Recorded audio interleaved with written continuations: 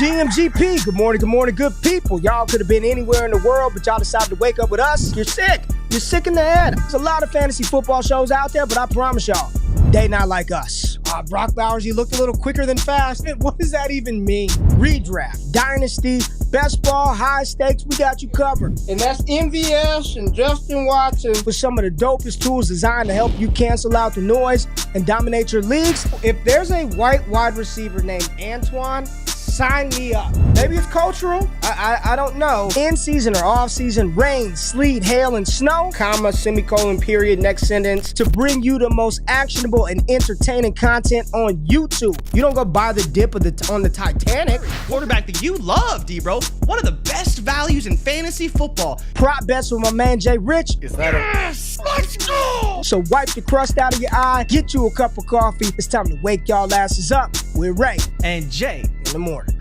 My God. How good is Dude. he?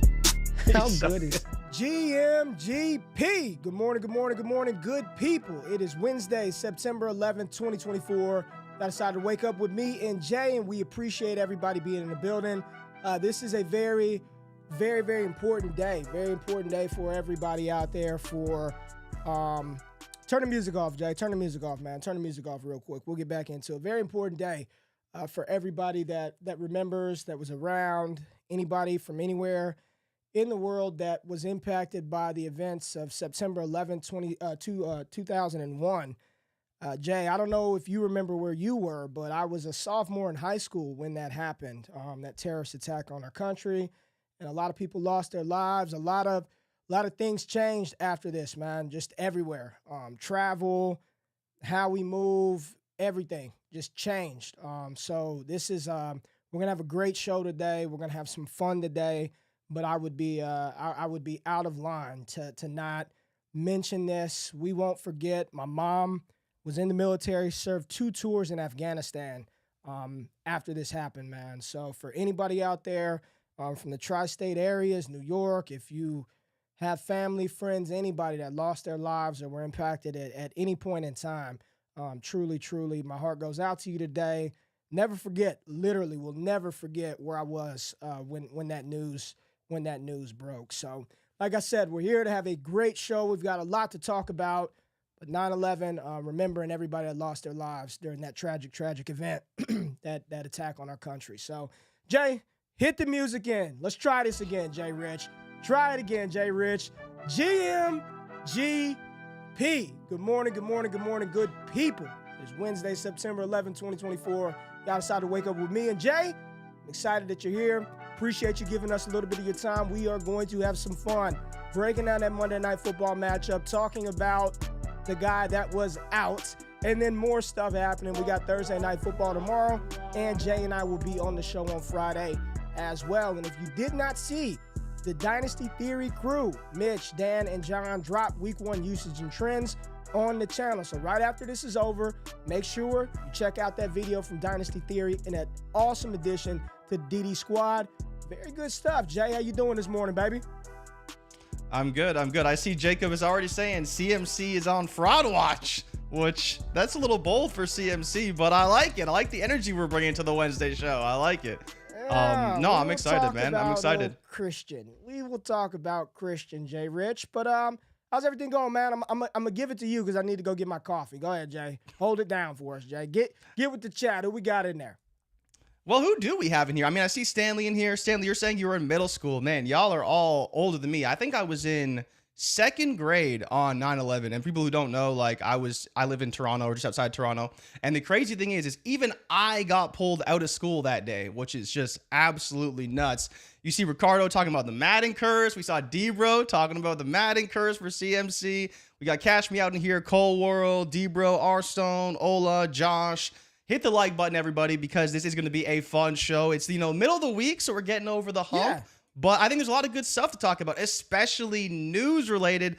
Some good news, some bad news, but lots of stuff to get into today. Ike's even here, Ray. Can you believe that? Ike made the show today. I cannot believe it, Jay. And, we were talking, we were prepping for the show, and I was like, what do we do on Wednesdays, man? Because waivers have run. There's no point for us to talk about waivers. Ike handles waivers for the channel. Make sure you subscribe to the podcast radio feed. But I think it's a day of reflection, Jay. I think Wednesday is a day for us to come together and reflect on what happened. Because on Monday, we're reacting. We are instant, hot take, emotionally Straight from the charged hip. reactions. It's just that gut feel. You know that gut feel when you put in that 10-team parlay slip, that gut feel just burning cash.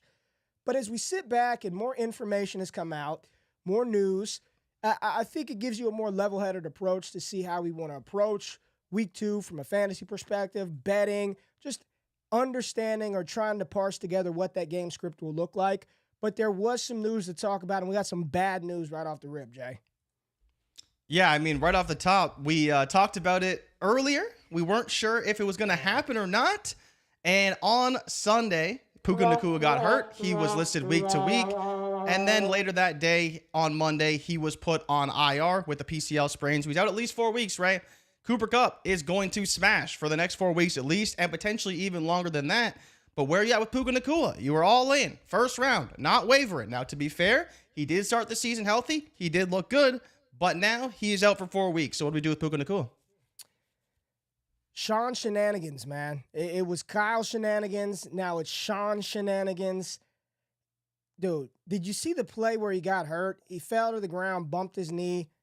Yeah. He probably wasn't healthy in the first damn place, Jay. He probably, it's one of those things where you wish teams, training staffs protected players from themselves, but this was probably a situation. He didn't look right to start. Probably wasn't healthy going into the season. Aggravated it now. I wish he would have just sat out the first 2 games, Jay, and then we had him for the rest of the season. I don't know. I don't know what the injury analysts are telling us. Is this something that is going to be a re-injury risk or what? I don't like it, Jay. I'm just going to tell you, I don't like it. And I love the fact that Cooper Kupp got 21 targets, but man, if that's how they're going to use him, will he even make it? I am concerned. The offensive line is jacked up in LA. Stafford was banged up. You've got one receiver now in Cooper Kupp. This is not good, JRich. Yeah, the Rams are going to be under fire pretty much all year long at this point. Their offensive line isn't getting healthy. They lost their guard for at least another 4 weeks. I believe he has a sprained MCL. So we'll see, man. It's tough. You know, you look at what happened with Puka, and I think the biggest thing, and this is where when it initially came up, I brought this up to everyone who watched this show. I said, week to week is not good. Like, yes, you have time, but when you hear someone is week to week, that is definitely an injury that could linger and could be a lot longer than you're expecting. You look at even CMC right now, and we'll get into him a little bit later, but he's another guy who's probably should be listed as week to week, and we don't know what that means. But Puka headed to IR, out 4 weeks. We'll see him in October.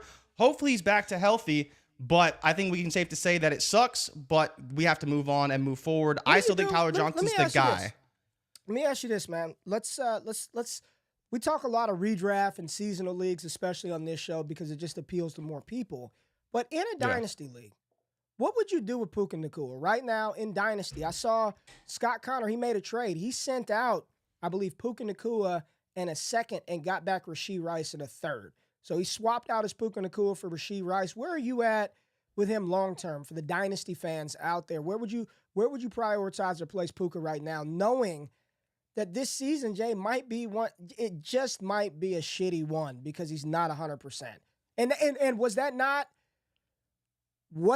Puka's not coming out of BYU? It's just his ability to stay 100%. On the field, kind of banged up. So what do you think?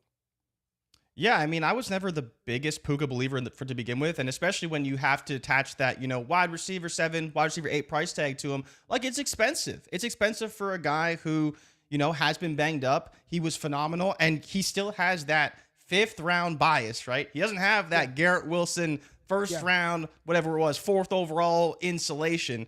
And it's for better or worse, that's just how this works. And so if you want to trade away Puka for Rashee Rice, all for it. Love Rashee Rice. Better quarterback, arguably, better offense, and fully healthy. So if you're making that swap, that's definitely a great one. But I would be looking to probably down tier if people are still believers in Puka, because, Ray, I think there is a little bit of concern potentially long-term for this high ceiling for Puka without Matthew Stafford. Now, we don't know how long Stafford's going to play. I don't want to speculate too much, but it seems like Stafford and Kupp could kind of go out around the same time. And so if you're stuck with Cooper Kupp until Matt Stafford leaves, then once Matt Stafford leaves, Puka's by himself, but he doesn't have Matt Stafford anymore. Do you have any concerns about that going forward? About what now? About Puka not having Stafford? Stafford.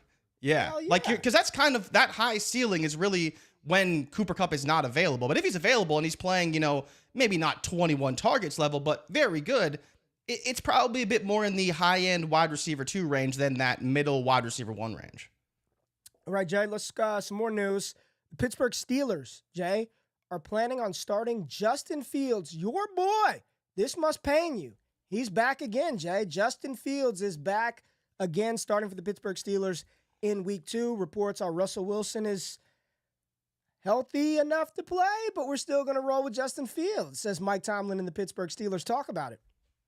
Yeah, I mean, we talked about this. If he's not turning the ball over and he's winning games, why would he be benched? I don't care if they think Russell Wilson's the better starter. I don't care if they think he's healthy. If Justin Fields is going out there and executing and not turning the ball over at a high rate, I believe he got sacked a couple times, but it wasn't egregious. He's not the best quarterback, but for Pittsburgh, he can win them games if their defense plays really, really well. And this week, Ray, they have Denver. So what do you think that defense is going to do to Denver? Probably abuse and eviscerate them to the high heavens, because Bo Nix will be under siege, he will be under fire, and all Justin Fields has to do is run for a couple first downs and hand it off to Najee Harris. And I think they probably win that game. Now, the interesting narrative, obviously, is the Denver revenge game narrative. We're not going to get that, unfortunately, but I'm happy for Justin Fields. I think he played well enough to continue to start, and we did call this on Monday, so not really surprised. All right, Jay. John Harabough in the news said, and is this a direct quote, Jay? Can you read this quote from John Harabough? Yeah, so this was a direct quote from the podium. I believe this was on Monday when this happened. And he said, the Ravens didn't sign Derrick Henry to be a guy that gets the ball 30 times a game, which is basically exactly what Derrick Henry needs to be successful. He is like one of the least efficient running backs on carries 1 to 15. And he's one of the most efficient on carries 15 to 30. I'm not saying you got to give him 30 carries a game, but at the end of the day, this is Derrick Henry. He's only effective if you use him a lot. And if you're not going to use him a lot, why the hell did you give him $8 million to begin with? Ray, are you now out on Derrick Henry simply after seeing this one quote? Because No. I'm not out on Derrick Henry. It was an odd quote, and no shit, you're not going to give him the ball 30 times a game. But you got to give it to him more than 13 times in a game. Yeah. Jay, like, what are we doing here? This is the classic case of the JRich syndrome. This is the double down. When you know you're wrong and you continue to double down. He knows he made an egregious coaching error in week 1 by not giving Derrick Henry more carries, by not at least trying to establish some more of a run. And I get the offensive line was a problem, but this is the JRich. This is the JRich syndrome. It's the bad double down. When you know you're wrong, you just say, he knows good and damn well he's got to give Derrick Henry the ball more. Am I concerned? Absolutely not. I have zero concern about the King moving forward. Give him the ball some more. John Harbaugh, stop being silly. Yeah, I mean, we'll see. We'll see. I hope that's the case. Maybe he just meant that he's not going to get 30, but he can get 25. It would have been nice to see some clarity, maybe some honesty, as you said, as to not getting him the ball enough in the game. But yeah, I thought Harabough was a pretty honest coach at times. He's not too bad to us, not compared to other coaches. But yeah, we definitely need to see more Derrick Henry because right now he's basically a touchdown dependent asset. I will say this. Jason says this in the chat. I do agree, and I think this comment is a larger conversation for a lot of teams and a lot of players. So Jason, shout out to Jason, says they brought Henry in for January. Got to pay some. Like, the reality is, yeah, like the Ravens don't give a shit about Derrick Henry winning another rushing crown. I bet you Henry doesn't really care about that. They're not trying to make him the regular season MVP. They want Derrick Henry to be there when they are trying to make it to the second and the third round of the playoffs, a deep postseason run. And I think that's a couple of players that we'll talk about, some of these older veterans, and we're sitting back and we're like, oh, why aren't they giving him the ball more? And why aren't they doing this? Well, this team's goal and their objective, Jay, think about the Detroit Lions for a second. Think about Detroit. There's no doubt that I believe that Amon-Ra St. Brown is still the leading wide receiver on that team, despite what happened in week 1. Mm-hmm. But if you're Detroit, right, does it make more football sense for your organization and for your offense to have more options to throw the ball to? right? So it's not just Amon-Ra St. Brown carrying the load. Like, you want to have another complimentary receiver out there. You want J-Mo on the field producing, because that opens up the offense. That makes things better for David Montgomery and Jahmyr Gibbs. That opens things up for Sam Laporta, having another viable option on the outside. So this thought in this world that, oh no, the Lions aren't going to throw the ball to Jamison Williams anymore because I want Amon-Ra to have it all for fantasy football is foolish. They're going to continue to use him. I'm not saying he's going to out-target and out-produce Amon-Ra St. Brown on a week-to-week basis, but you'd be crazy to believe that they don't want to continue to integrate this kid into their offense because it's better for the team, and in turn, it's better for Detroit in their run in the postseason, Jay. Some not so good news, JRich. Some not so good news. And I remembered a time where we talked a lot about this player on this show. A lot. It was almost every other week. And we were just, are you sure you want him? Are you sure you want him?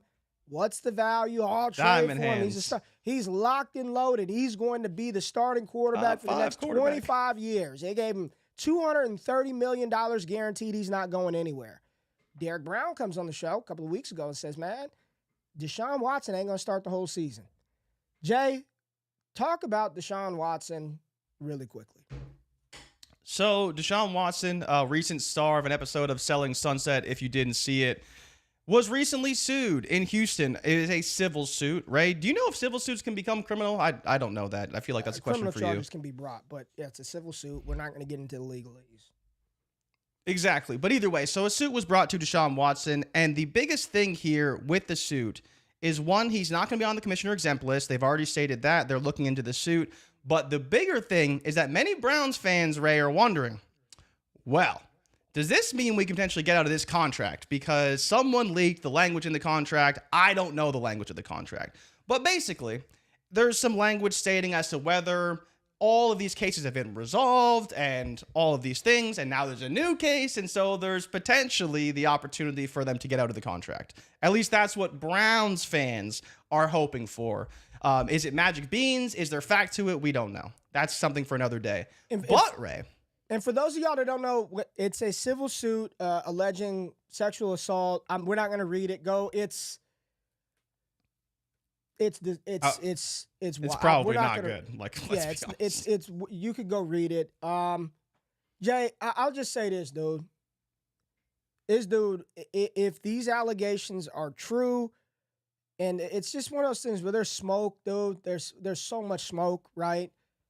He's a sick individual, Jay. I'm good on all Deshaun Watson. I have 0 Deshaun Watson in Dynasty. I mean, we're here to talk fantasy, but at this point, it's just like, how much more do we have to take from this situation with Watson? So we'll see how it plays out. But yes, there is some other stuff, right? With Watson potentially trying to defend himself, huh, Jay?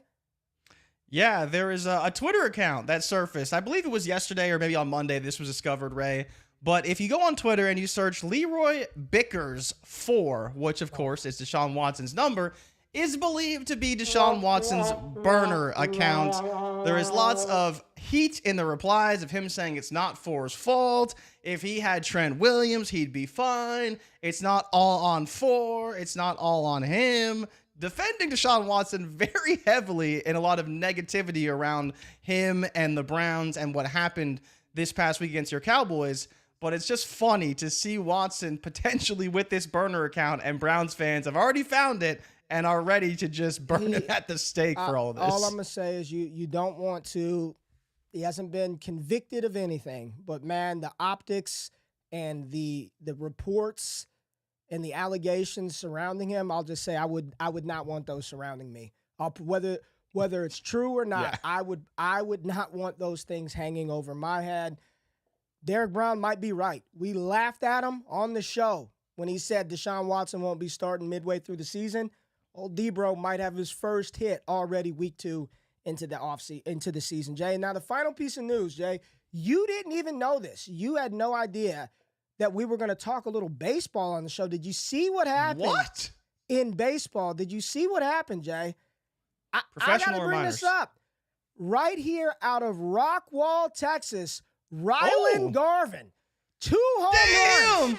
2 home runs, Jay. First multi-home run game for this stud center fielder out of Rockwall, Texas, Ryland GQ Garvin. 2 home runs, Jay, in a 8U kid coach pitch league. 2 homers. Look at his swing. I mean, he's putting the shit out in the grass, Jay. This is a 7-year-old right here. I mean, we got to get the contracts ready. Multi-home run game. Ryland Garvin, give him some air horns. Let's freaking go, little man. Huge. And watch him hit the slight gritty coming across the bang. There it is right there, let's big go. guy. 2 home runs, 8U. Huge. He's a stud, man. He's a stud. But, Jay, we've got a lot to get into. Everybody wants to know what the you-know-what. JRich, talk about it, man. Christian McCaffrey. What? JRich.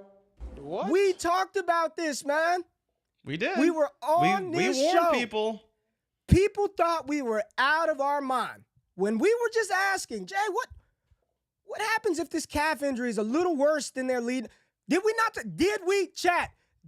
not talk? I'm looking at y'all, Jay. I ain't even looking at Jay. Did we not talk about this, Jay? Oh, Ray, you're fear-mongering. You're just, man, Christian McCaffrey. All we said was, man, this calf injury, there's something there, Jay. You're just not practicing? Now it's Achilles tendonitis? Sleeper it's already definitely reported. Long shot to play in week 2. Jay, this is not good. This is not good. I don't care. Oh, yeah, he'll come back in week 10 and he'll be fine. Jay, this is why we talk about it. We don't operate fantasy football with rose-colored glasses. We don't do that around here. We deal in reality land, not fantasy land. And the reality is, if you're not practicing, you're not practicing for a reason, Jay. There is a real reason why you're not practicing. Something was wrong. We talked about it. It happened. No Christian McCaffrey. What do you do now? I honestly think you're screwed at this point, right? Because he missed week 1, unlikely to play week 2, which Rap Sheet reported this morning. Is he going to play week 3? We don't know. Is he going to play week 4? We don't know. And realistically, Ray, are you trading Christian McCaffrey for a first-round pick? Definitely not right now. Are you trading him for a second-round pick? If you needed him to be on your roster, probably not. In redraft, it's funny, actually. One of my buddies sent me a trade. It was James Cook and Tony Pollard for Christian McCaffrey in a redraft league, which, it's interesting. Do you want Christian McCaffrey or do you want Tony Pollard and James Cook? You want Christian. You want him, but do you? But he's not available, right? And so, obviously, this came out right before Monday Night Football, so no one had time to get, a replacement, pick someone up off waivers. The only dude, Ray, is the guy we've been talking about, Jordan Mason. And most people had already picked him up or had him on their rosters, or he went for 100 fab probably this morning. And at that point, you're screwed. So if you have Christian McCaffrey, I think you have to hold. There's no other advice. Like, you bet on this guy being a massive part of your team. Yep. And unless you have the RB depth to sell for a second or multiple seconds, he has to stay on your roster because there's no other move. No one's going to do that. No one's going to sell him for a second. Maybe someone would sell him for a second. You're definitely not getting a first. Maybe for some reason you get a second, but it seems very unlikely. No one's selling him for a second, man. Nobody is doing that. Nobody. Not a soul, Jay. Not a soul. I hear not a soul. Maybe. He's still Christian McCaffrey at the end of the day. And Jordan Mason, what did he do? Smashed. Right? You look at what he did. Yes. 28 carries for damn Jordan Mason. Who's that guy? I've never heard of him. Backfield share. Well, he had all the carries. Not a single other running back had a carry. 28, 147, and a touchdown for one Jordan Mason, the dude we touted all offseason because of Christian McCaffrey's injury. And he smashed against the Jets, whose defense didn't show up. Their offense didn't show up either. Brock Purdy, 19 for 29, 231. Debo played fairly well. Juwan Jennings, the constant staple in this offense that will never go away. 5 for 64, led the way in terms of targets. Juszczyk even getting involved. Slow start from the 49ers. They did score points on every drive pretty much. But seeing the preseason, this isn't a shock for me. The shock is Jordan Mason. And Ray, would you trade Jordan Mason for a second-round pick? No. You're holding. It's too good of an offense. I'll say this: if this is dynasty and my team is a rebuilder, right, and I'm not going to compete this year, I got a bunch of rookies and shit like that. Sure, I'll move him. I'll trade him now because I don't need the production, and I don't believe that he's a long-term staple of the 49ers offense. So yes, on a rebuilding dynasty roster, I have no problem moving Jordan Mason. In a seasonal league redraft where I need points this year, hell no. He's in one of the best offensive environments for fantasy success. And he's a hammer, and they don't owe him any money. So you know what I would be inclined to do if I were San Francisco? Give him the damn ball as much as he can handle it.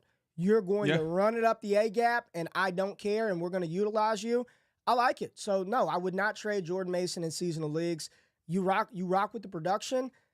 I'm still very. Maybe it's my experience with Achilles stuff, Jay. But it's very nerve-wracking for them to say tendonitis. And I saw a couple of doctors on X talking about that they hope that there aren't already small tears in the Achilles, which could be present with Achilles tendonitis. And that calf is going to be a problem. It's all connected. So it's just not good because this was the number 1 overall pick or 2 at worst. He's a cornerstone player on your roster.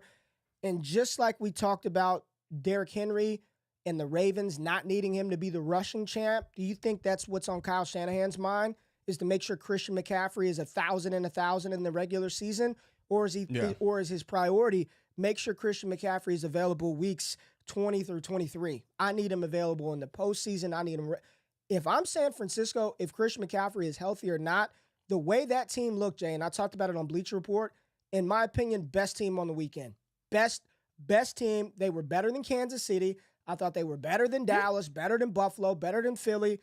And this was a team that still does not have Dre Greenlaw, who they lost to he tore his ACL in the Super Bowl. ACL or Achilles. Yeah, one of the two. They still don't have Talanoa Hufanga, who was an all-pro safety 2 years ago.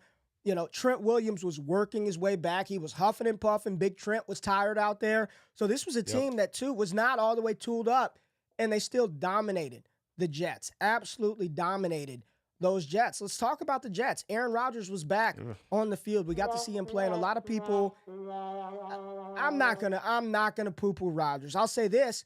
He looked a hell of a lot better than Kirk Cousins coming off of Achilles surgery tear. He looked a lot better than Kirk Cousins did. But overall, the Jets' offense just was stank, Jay. They did not have a lot. It was Aaron Rodgers. It was Breece Hall.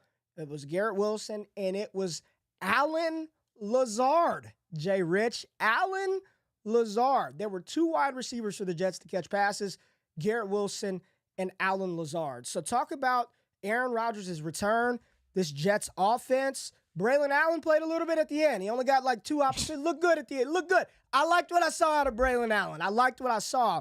But talk about Aaron Rodgers and his return to the field.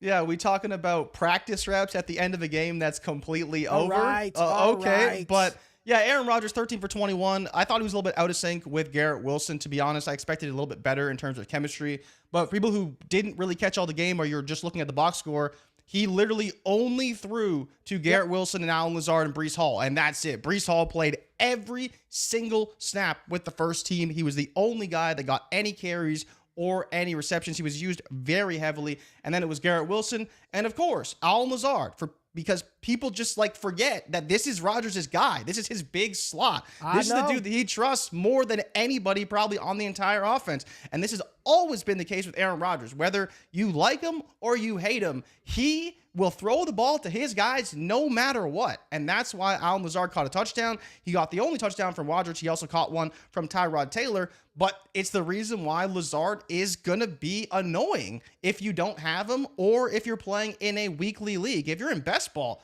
Allen Lazard is phenomenal because he's going to catch passes from Aaron Rodgers. But if you have him in a lineup league or you're thinking about picking him up, I don't know if I love that. But, Ray, do you think this could be a sign that there's bad things to come for Mike Williams? Because I love Mike Williams. He's a great talent. Yes. But Lazard could kind of ruin that hope. I saw some people saying that they don't expect Mike Will to be back until weeks 8 through 10, Jay. It's going to take a while for him to get back, back. All I know, anybody that's on this show, watching this channel, you were around last year when we were going through Trinity, the metric that we created. I know there's a lot of shit out there with wide receivers, how open they get, this and that, the type of our tool, the correlation to fantasy success, it's better. It's very, very good at predicting the usage of wide receivers. And when you look at Allen Lazard, when he played with Aaron Rodgers, Jay, he was very good. His Trinity score was extremely high. It was a 7.7. And I know Ike is in the chat. He doesn't like Allen Lazard, but none of that matters. Right here on our site, ddfantasyfootball.com, you can pull up the Trinity tracker. And here's Allen Lazard, Jay. Allen Lazard in 2022 with Aaron Rodgers, you see his usage very high. It's in a very good range. I know this is kind of far out, but very good range. There's Allen Lazard, 7.7. He was scoring you 11.5 fantasy points per game. You look this season for the Jets, Allen Lazard and the Jets, here's where he finished this season. Let me zoom out because it's much higher. Well, after week 1, his score was an 8.83, 26 fantasy points. The utilization for Allen Lazard in this offense in conjunction with Garrett Wilson, hell yeah, you better be paying attention. And it has nothing to do with his long-term dynasty value, how he's going to be for the full duration of his career. But in this spurt and in this window where the Jets don't have anybody else, it's not Malachi Corley, it's not Xavier Gibson. If Allen Lazard is somehow on your waivers and it has not processed a run yet, put in a claim. He and Garrett Wilson were the only 2 wide receivers even utilized in that offense, and I do not believe that's a trend that's going to change. He's got chemistry and rapport with Aaron Rodgers. Yeah, regardless of what you think, we play this game in week-to-week spurts, you better have Allen Lazard on your rosters, man. Trust the damn Trinity. Trust it. Trust it. Yeah, you got to trust the Trinity, and this is as consolidated an offense as exists in the NFL. We talk about how the Vikings can consolidate. Even the 49ers is fairly consolidated. Like, we're talking about 2 receivers and 1 running back, and that is it. It's the reason why Garrett Wilson's going to be really good. I'm not chasing lax weeks TDs. The good thing about Trinity doesn't even factor TDs in, so you don't even get that shit out of here. We're talking about the usage, what the receivers were asked to do. How on earth can you say I'm not going to chase Allen Lazard when they didn't throw the ball to anybody else? What are we doing? It's fantasy freaking football. It's not complicated. It's not. Don't be an idiot. There's 2 receivers that got the ball. 2. And if you think Garrett Wilson's going to get 50 targets in a game, then fade Allen Lazard. Other than that, you're chasing opportunity. You're chasing utilization. Don't make this shit more complicated than it needs to be. It's not. It's quite easy. If he's on waivers, you want him. He's going to be used. Is he going to score 2 TDs every week?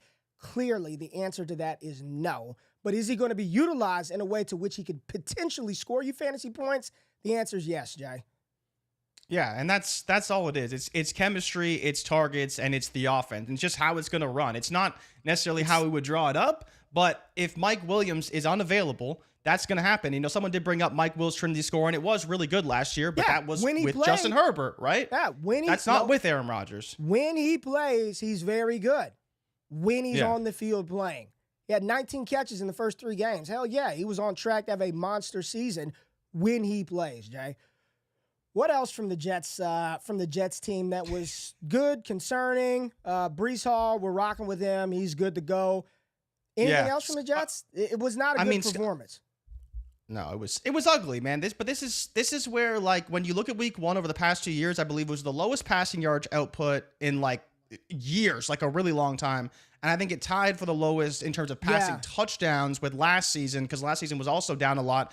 And it just stems from the lack of preseason action and very rusty football in week 1. Like, you look at Brandon Ayuk, and, you know, I don't necessarily agree with what Peyton Manning did to, like, really get on him on the broadcast. Yeah, he kind of got on him, but at the same time, dude, you're now being paid like $30 million. You got to make that catch if you're being paid that. So it goes both ways. You want to hold out. You want to get your money. You got your money. Now make the damn play in the end zone. But these things will get better. And that's where, like, when you talk about wholesale week 1, let's not overreact to the passing receiving output, because it's probably going to get better. But we also have to acknowledge that there was a lot of success in the running game, and there's a lot of people putting out information that finally, potentially, the pendulum has swung to where the running game is more effective, because there is so much too high, so much shell coverage in the NFL, that running backs are truly going to matter and make a big difference on the football field. Daniel Perry, man, I got to answer this question. He said, Ray, how does Trinity work in situations like the Colts with a small number of targets but high TDs and yards? Pittman, Antoine Pierce, AD Mitchell, Josh Allen, Josh Downs, etc. it is factoring in what the wide receiver is used and how they're deployed when they're on the field, right? So the air yards, yards per route run, targets per route run, target share, first read target share, first downs, touchdowns per target, all the isolated individual metrics that we look at, it factors those all in. But the beautiful thing is, it's not just an equal weight. We don't just go a little bit of this, a little bit of that. We tested everything and its correlation to fantasy success and distributed the weight properly across the board. So when you look at somebody like the Colts, Alec Pierce got the downfield targets. He got the air yards. He didn't have as high of a target share. So his Trinity is the highest of the Indianapolis Colts. But the good thing that you can do is go back and look at his historical Trinity, which is predictable, and you can see that he's far above the line, probably going to pull back to the mean, probably not a sustainable path for Alec Pierce to score like that every single week. You got to get on YouTube and watch the videos and the breakdowns that'll really help you understand that, or jump in the Discord. I did a 2-hour session on that last night. Jay, we've got to talk about the Thursday night game tomorrow between Buffalo and Miami and the problems that exist in this matchup right now. It is looking bad for us right now, especially if we drafted Achane or Raheem Mostert early. We're going to get into that right after the break. Y'all know what it is. Run up the likes. We'll be right back. Let's go.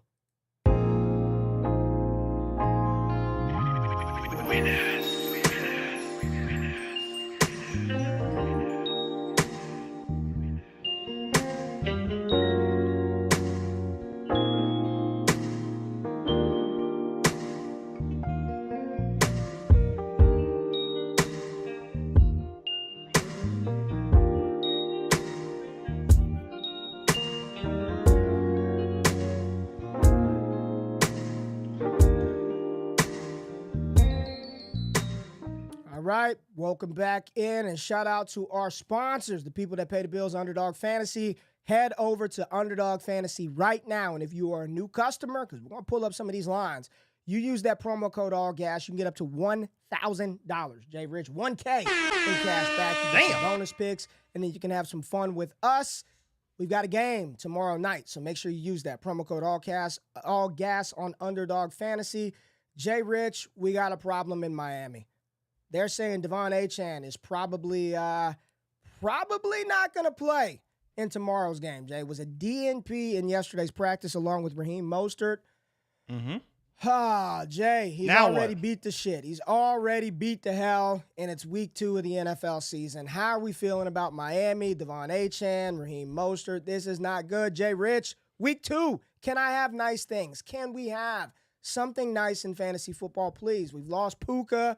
We got to deal with Marvin Harrison not running routes, apparently. Can we have Achane, please? No, Ray, you can't, because it doesn't seem like he's trending towards playing right now. Both him and Raheem Mostert, as you mentioned, missed practice. Now, I will say Raheem Mostert misses practice a lot, so maybe he will be available to play in some capacity.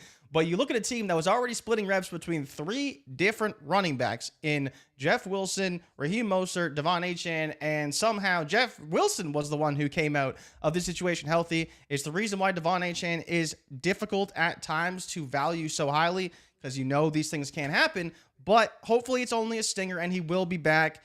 The real question is, Ray, we talked about Jalen Wright in the offseason, what he can bring to this offense, because in some ways he has that Achane type of game-breaking speed and ability. Would you consider playing Jalen Wright this week if both Achane and Raheem Mostert were out? Well, right now, I'm just seeing if there's some lines up. I don't see any. I've got some from Mostert, some touchdown lines. I got some from Mostert and Jalen Wright right now, and Achane is up. So if he does not play, you're saying would I play who over him if he doesn't play? Would you start Jalen Wright in your flex this week if Mostert and Achane are out against the Bills? I would see the Bills' run defense is actually pretty good. I would see what other options I have. I do not. Just my personal opinion, if Mostert or Achane don't play, I do not believe the running back that will be deployed first or most often on that field will be Jalen Wright. You just cannot put a rookie out there with 2 in the backfield and expect them to understand protections, pick up the audibles. I would not make that bet at all. If you want to shoot for max hopium upside, I get it, but I would not do that. The team already told you that If there's a third running back in the rotation, it's going to be Jeff Wilson. They made Jalen Wright was inactive in week 1. Yeah, Will he play? Hell yeah. If Achane or Mostert doesn't play, yeah, he's going to play. But would I start him in my flex? Nah, I can't do that. I can't do that this week. I would not advise that. Might score. I just wouldn't feel good about it. I would play Jeff Wilson over him. You would start Wilson, though. I think both of us can agree. Wilson has the trust in the offense. He's already played in it plenty of times. We've seen success in the offense. But yeah, I am kind of with you. Jalen Wright is difficult to start even in week 2, even with both those guys being out, because you just don't know what you expect. And in particular, I think they just lean on the pass more. Like, there's no reason for them not to. They got Waddle. They got Tyreek Hill. 2 was great. And especially, Ray, we've seen some unreal games in Miami. And this game, I believe, is in Miami. So that will be another factor. Is one, the Bills have historically struggled in Miami, at least over the past 2 games they've played in Miami, they've really struggled. But Josh Allen tends to put up the yards, and especially Jalen Phillips still questionable, and Jalen Ramsey questionable as well. Malik Washington is questionable. We don't know if he's going to play. But where would you want to start? Because I know that you have some information on Keon Coleman I think that people need to know. Yeah, I mean, I'm looking at Keon Coleman right now, Jay. 43.5 yards for Keon Coleman. You see James Cook on the board. And this is lower than Dalton Kincaid. Let's see where Khalil Shakir is on here. Mac Hollins scored a touchdown. His receiving yard line is moving now. Got Khalil Shakir over there for 39 yards. There goes Mostert, Jonnu Smith. I see him in the chat. Keon Coleman's an interesting one, Jay. He was a very polarizing player all offseason, right? All offseason, very polarizing player. But we're chasing usage. Think about this, folks. What we're trying to identify in fantasy football is usage, opportunity. And I see some people in the chat referencing yards per route run and all these individual isolated metrics. That's fine and great. But how do you use, like, what if I just told you, Jay, here's the leaders in yards per route run, go make a fantasy decision? Like, what do you do? Like, it's just a fucking piece of information. Pick number 1, I guess. Like, okay, that's cool. He led in that, but it doesn't. What you're really chasing is it's certain things. You want wide receivers in fantasy football who are, at its simplest form, earning targets. As simple as that, right? You want to earn the targets, but then, Jay, if you just stop there and just be like, oh, I'm just going to use target share, you know what that would lead you to do? It would lead you to take Wan'Dale Robinson, right? Because he had way more targets than Malik Neighbors. It's not just about the target. It's the quality of the target. Where is it coming? Is it downfield? Is it short? Is it on a screen? Is it on a go route? Those are the things that matter. Those are the things that score you the fantasy points. Although Malik Neighbors was out-targeted, he was out-targeted in 11 personnel, out-targeted in 12 personnel, all that stuff. Wan'Dale Robinson, Neighbors was by far the better asset because the target quality that he got, it was down the field. It was those things where one catch is getting you 4 points, whereas it takes Wan'Dale Robinson 3 catches to get you the same amount of points. And when you look at the Buffalo Bills, Jay, in week 1, Keon Coleman, we talked about this last night, honestly, probably one of the guys that I look at coming out of week 1 and I say I'm most interested in Keon Coleman. What he was able to do in week 1, I'm going to pull it up.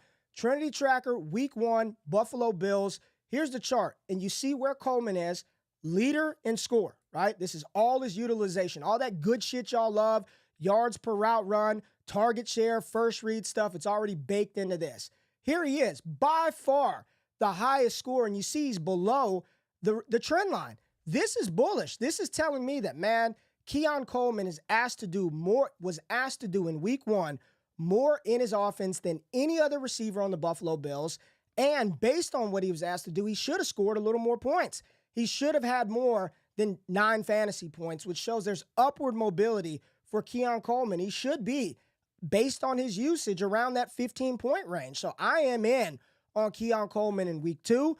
I'm going to trust it. I'm not going to make a ton of wholesale bets. Week 1, you want more information. You still want to see about 3 weeks of data to really start forming that trend. At least, yeah. But when you dive deeper into it, you know who didn't play in 12 personnel? There was no Khalil Shakir.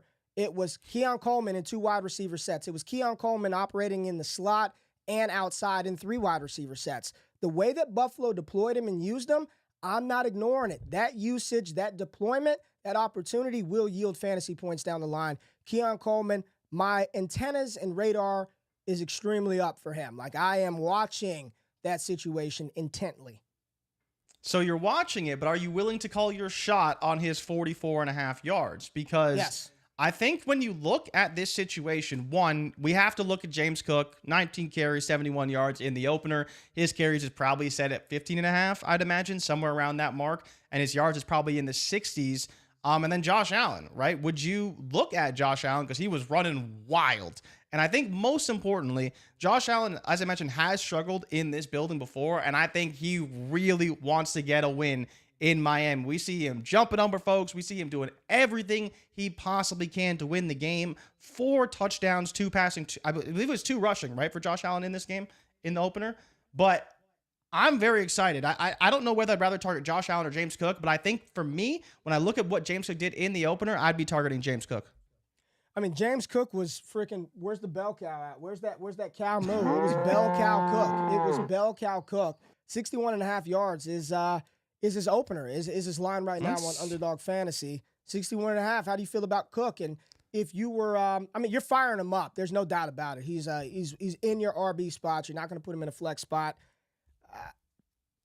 I didn't look at Miami's defense. I know Tank Bigsby had a big game on the ground. ETN scored, fumbled the ball as well. I just don't know, man. Thursday Night Football coming off of week 1, short week. Josh Allen's hand's banged up. The whole Miami Dolphins backfield is banged up. I hope we have a good game, Jay. I'm really hoping for a good game. I don't know, though, man. Man, these games have been ugly, right? Like, even looking at last season. So when they played in Buffalo, 12 for 29 for Cook. Now, that was still with Dorsey. But then at the end of the season in Miami, 21-14, 13 carries, 36 yards. So you look at that and you say, where's the upside for James Cook? Because both games he had similar output. Both games he struggled. But I would not be shocked if it was largely because Josh Allen just took over in both those games. I mean, you look 30 for 38, 259, 2 touchdowns, 2 touchdowns and 2 interceptions in that game. I feel like it's a game where you just want Josh Allen because it feels like every time they play Miami in Miami, Josh Allen has to take over in the game. But this is not the offense we saw the first James week. Cook, like we're not doing. I'm not saying you bench him. I'm not saying you bench him, but I'm not. I don't think I'm betting. I don't know if I can bet on him. That's the question. Like I would be looking at the over for Josh Allen's passing yards because they're probably reduced. Yes. You're not taking Josh Allen's passing yards. I'm trying to get to another game, and you're still on James Cook's rushing yards. Should we take the over or under? Well, okay. We'll get to the next game then. Yes or no? I don't think so. I think we should stay away from it. All right. Stay away from it. Other games that we have going on. Let's get an early look, Jay. We got Kansas City and Cincinnati, and what's the word on T. Higgins, man? And this. Did you see the Joe Burrow pick up the water bottle clip that he couldn't pick up the water bottle, and people are speculating that the wrist is not as good? He was shaking his wrist a lot during that game. Jay, I mean, is it something or is it nothing? That's the theme of 2024. Something or nothing. Puka Nacua, we thought it was nothing. Damn it, it was something. Joe Burrow's wrist, something or nothing, Jay? It is something until he has all of his weapons back. I think it's just the thing that we've seen with Joe Burrow over the years is if he doesn't have everybody, he doesn't always play that well. And so when you talk about T. Higgins, is he going to play? Fuck if I know if he's going to play. It doesn't seem like he wants to play. And the hamstring is probably still going to be a problem this week. We'll have to read practice reports. But, Ray, do you think T. Higgins plays in this game? I think I heard. I don't think so. I think it wasn't there a report if I'm that T. Higgins, unlikely I'm not to play. Is that? Let me ask y'all this question, folks. We got about 10 minutes. Let me ask this question. Tater Wolf put it in the chat. He said, "Am I crazy to try to get Burrow for the cheap?" I don't think that's crazy. Need a seasonal. Would you rather with Burrow and waivers? Nah, man, you don't want to. I'm not going to go that far, Jimbo. Nice hat, too, Jimbo. Jimbo got his GMGP hat. Nice hat. Yes, sir. Patrick says the Bengals always start slow. No. They do. I don't they know do if historically start slow. They do. Yeah, they historically start a little slow. I mean, you look at the games. Like, there was the OT game against the Steelers. They lost. Remember that game? That game was brutal.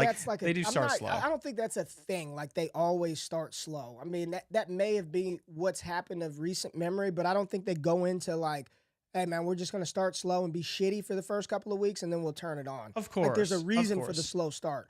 Yeah, it's Burrow being hurt, right? It's off the ACL it's injury, not that the Bengals right? historically do it. Burrow hadn't been healthy, so because he hasn't been healthy, they have not been good. So that's the question here. Are you concerned? Is that risk something, or is it nothing?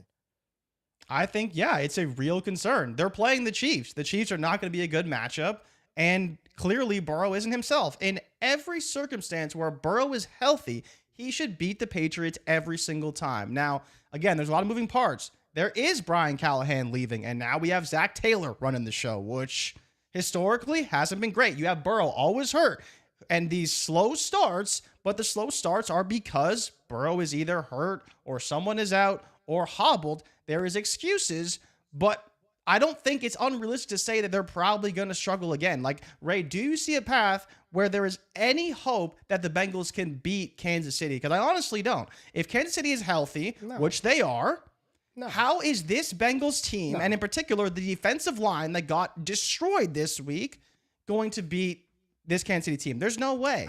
Something would have to happen that drastically changes, in my opinion. And you're right. T. Higgins is apparently not going to play, or reportedly unlikely to play. Unlikely to play for T. Higgins. This looks like a team where they lacked an identity. And I don't want to shit on Cincy so bad, because let's not forget that Burrow should have had 2 touchdown passes. And had he had those, had Mike Gesicki just caught the ball in the end zone, and had Tanner McClain not fumbled it crossing the goal line, the Bengals win that game, and we're not having this conversation. That's why I'm really focusing in on the wrist injury. And I don't know. I didn't watch every throw of that game. I don't know what the velocity of his passes look like. Is that something or nothing? And if you had to ask me, I would say right now it's nothing, because had he scored those 2 touchdowns, Joe Burrow did his job. He got the ball to Gesicki, and he got the ball to Tanner McClain. They didn't do their jobs. And had they done their jobs, this is a completely different story today. I'm going to say it's nothing. I don't believe it's something. I think they end up figuring this thing out. But T. Higgins not being on the field and Jamar Chase being apparently a little bit disgruntled is not good either. And hopefully he gets more than 6 opportunities, because he converted all 6 of his opportunities. And I liked how they moved him around inside, outside. But to answer your question, no, I do not believe that they beat the Kansas City Chiefs. And I think the spread on that game right now, I think it's 5.5 points in favor of Kansas City in that matchup. And I do think Kansas City is playing at Cincinnati, so they're playing on the road. So Cincinnati's got a home game there. Just looks like a team that lacked an identity. Like that Joe Mixon guy down in Houston who toted the rock 30 times for $160 probably could have been utilized in Cincinnati, Jay. Yeah, no, I'm with you. And I think, you look at Pacheco, and he should probably go crazy on this defensive line, because they just got destroyed by a Pats offensive line that really wasn't very good coming in and didn't play overly well. I believe one of their linemen who got benched had a 1.7 PFF grade. When he was in the game, he got benched in the middle of the game. But Ray, you were talking about the Houston Texans. Do you have any lines for Houston and Chicago? Because your boy Caleb Williams has, I believe that is going to be another home game, but he has to face off against CJ Stroud this time. Yeah, should be a more formidable threat than old Will Levis. Well, we'll talk more about this on Friday, but yeah, Chicago, Houston, they've got the Sunday night game. They've got the Sunday night primetime game. And my boy Caleb Williams, who did not play well in week 1, gets another chance. They got some lines up. 218.5 yards for Caleb, 269 for CJ Stroud. 269 for Stroud, man. They are, I mean, that's high. That's high. That is high versus the Chicago Bears defense, Jay. I mean, you think it's high because of the Bears defense? You're worried about the Bears defense, and when you have these pass catchers and Joe Mixon. I'm saying I think that's high versus the Bears defense. I'm saying that's high versus the Bears defense. I think it's low. So? Honest, no. I think that what we saw from Tennessee is that while I like them, there is still a lot to work on when it comes to throwing the ball down the field. And while Will Levis has a lot to work on, I think there is a lot of things that Bobby Sloak will be able to do against this defense, and I'd be much more concerned about Caleb Williams getting 220 yards on this Houston defense Right? And this is like reminiscent of when we were taking Justin Fields' unders every single week because we knew he wasn't throwing for 200 yards. Like, Caleb is a great talent, but if he plays like he did in that first week against Tennessee, and Tennessee's defense is much improved thanks to L'Jarius Sneed, I think he could struggle a little bit, especially when, Ray, we're still waiting on reports about Keenan Allen, whether or not he's fully healthy. Yeah, what's and up his with availability. Keenan Allen, man? I haven't seen anything about him. I would expect him to play right now, but there's no way you're taking the higher on 218 for Caleb Williams. Has to be the lower. Jay, I think you're a little confused, man, because I mean, Garrison, the Bears' defense is good. Their secondary is legit. You think that's low? I think it's very overrated, personally. I do. I think you saw one game against one of the worst offenses in the NFL, and when he plays a real offense, things will be much different, personally. I like the Bears defense. It's much improved, but being much improved compared to dog shit. Ray, here's the big question. Do you think the Tennessee Titans secondary is more improved or the Bears? Because I would argue that the Tennessee Titans secondary is more improved than the Bears is.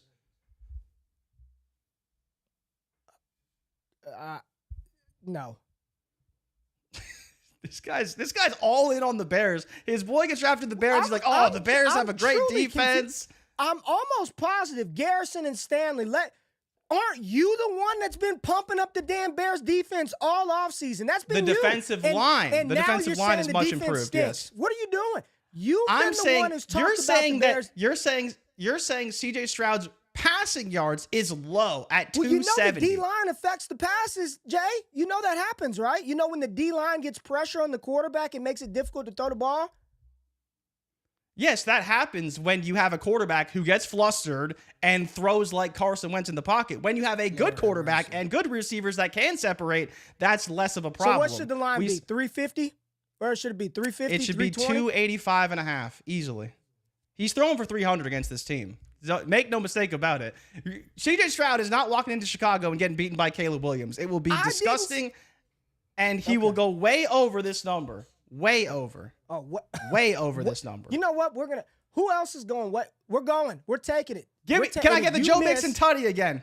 Give me the Joe Mixon tutty and the under on Caleb Williams. And if you miss there is no Joe Mixon line. There's no Joe Mixon. So who else is going way over, Jay? Who else is going way over? If this doesn't hit, I want my damn money back. Who else is Nico there? Is Nico on the board? You said Caleb, right? Nico? You want to go way over? Yeah, I want Caleb's under.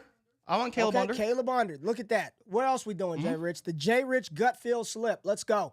Can we take the Jaden touchdown? Who's he got? He got the Giants, right? Look at you. Yeah. Yeah, give me the Jaden. Give me Jaden. Jaden's easy money. Over a rushing touchdown? Yeah, rushing receiving. Easy. Easy. If y'all want free money, JRich, anything else, Jay, any other free money you see out here? Nah, we'll stick with that because that looks pretty good. That looks pretty good. I like that. You like this? All right. What do we put? I like that. What do we put? $20 on this thing. If this doesn't hit, I want my money back. That's it? Yeah, that is it. $20. Well, I am rolling in free money because, the Chargers and Josh Palmer not looking so good in the Trinity scores. Looking like Ladd McConkey's season right now, which I'm loving, by the way. That was a $100 bet, so I'm only $80. I'm still $80 up, so we're chilling right now. I'll say this, and we'll wrap it up. We got a super chat. I'll say this. Ladd McConkey's week 1 Trinity score of 7.19. Jaden Reed, Zay Flowers, Rashee Rice, and Tank Dell finished their rookie season with a score between 7.2 and 7.9. So Ladd McConkey right now off the rip is pacing well after 1 week, and Josh Palmer was the lowest rated of those receivers after week 1. So far, your bet is, I don't know what you're doing, but money, yes. Count that fucking money, man. Hit the music, man. I got a couple of super chats.